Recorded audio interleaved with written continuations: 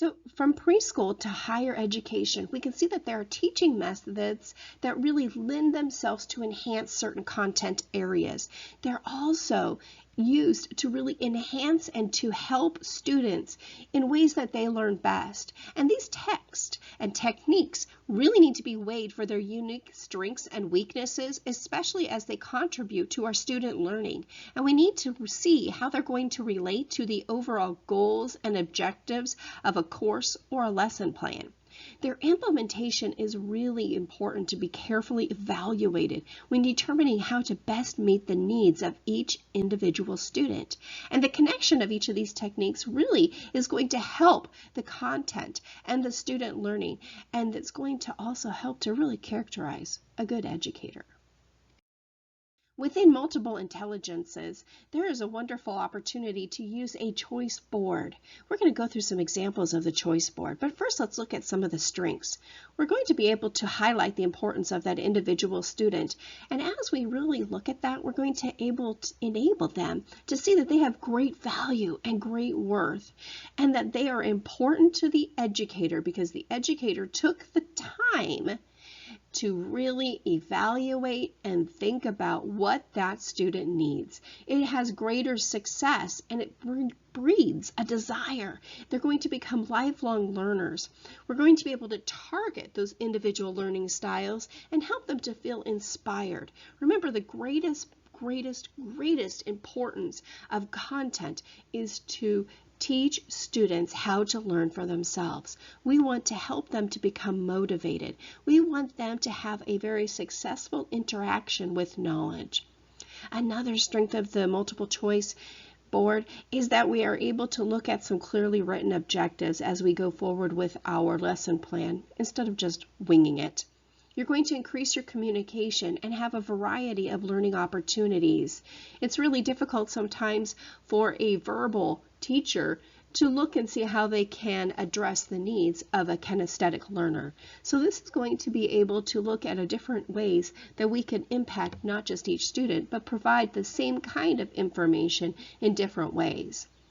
We're going to match activities to address our learning personalities, and we're going to be able to differ them, as well as provide that layered curriculum, meaning that you're going to teach the content or learn a content in a variety of different ways.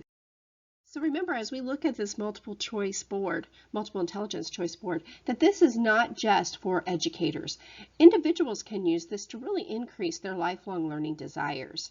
Remember, though, that there are weaknesses because sometimes we need to focus on a range of personalities instead of addressing one learning style.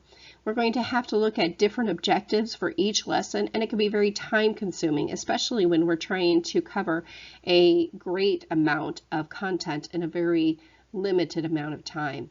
There's also a lot of planning and participation, and there can be actually too many objectives, as well as a tendency to pigeonhole students, meaning that if it's a kinesthetic learner, we only do kinesthetic things. However, there is a great value in this. We need to remember that it is easily integrated into any lesson and any content, and we can use it in any teaching moment. Parents can use it, homeschoolers can use it, individuals can use it for themselves, and it can be used as a really quick reference to help educators keep attention on different personalities, as well as really providing somewhat of a checklist. And how wonderful it is for an individual who may be stuck in a mathematical logical point of view and have the opportunity to reach out and experience an interpersonal intelligence. So we're able to really align a content objective and a content approach with the specific learning styles as they were created and outlined by Howard Gardner. So when we look at this verbal linguistic, there are some options like oral presentations and speeches, books, newspapers, internet searches, tape recorders or taping oneself, reports, even audiobooks. Remember, though, that this is probably one of the easiest of the intelligences to achieve within a traditional classroom. Our logical mathematical loves to use technology and calculators or any kind of math manipulatives. Timelines, outlines, lab experiments are wonderful as they show some cause and effect. puzzles, formulas, and even games, especially those logical games where you can use if A, then B equals what? You can do visual and spatial and really address this kind of a learner using graphs and concept maps. Let them provide their own visual representation by using PowerPoint presentations and graphic organizers. Show your students how to use a visual and spatial approach when they're taking their notes. Try videos. YouTube is a great opportunity for your visual and spatial learner. How about cameras or Legos? Any kind of manipulatives such as that. Posters, charts, cartoons. Have you ever done a poster symposium? This is a wonderful way to really address and look at opportunities to increase and to acknowledge the visual spatial learner. As we move on to the bodily kinesthetic learner, this may be more difficult at times within a traditional classroom, but remember that they love that hands-on tactile learning. They are very interested in how things are applied in a daily life and how they can use it. Try field trips and building tools, especially Legos. They love Legos. How about multisensory learning? Manipulatives, role-playing, acting. Get as many of the senses involved as you can. Bodily kinesthetic learners also like that cooperative or collaborative learning as they're able to use their more tactile part of their intelligence. Try any kind of experiment as well. Some of these students are going to enjoy sports and games, but they will especially enjoy sports equipment, even if they aren't particularly great at sports.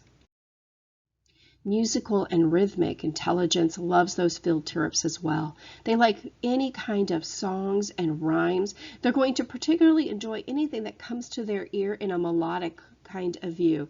Try something such as sing-songing. Have you ever done that? This is where you're going to use your words or you're going to teach in a sing-song kind of method.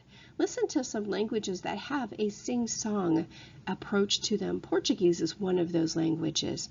Try some mnemonic devices and poetry. Record the lectures and information. Instead of having them read a novel for an English course, have them do an audiobook. The Naturalist is a wonderful opportunity to really get outside.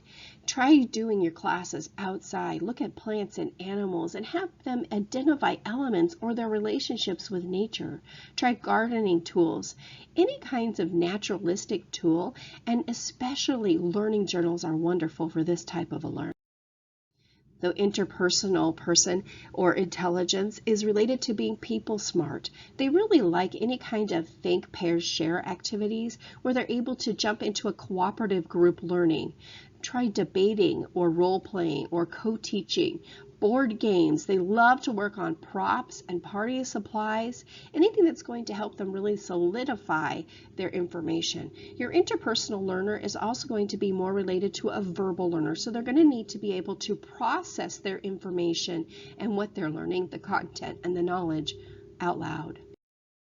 Lastly, our intrapersonal learner. This intrapersonal intelligence is a self-smart learner. They are good at knowing exactly what they need at any time.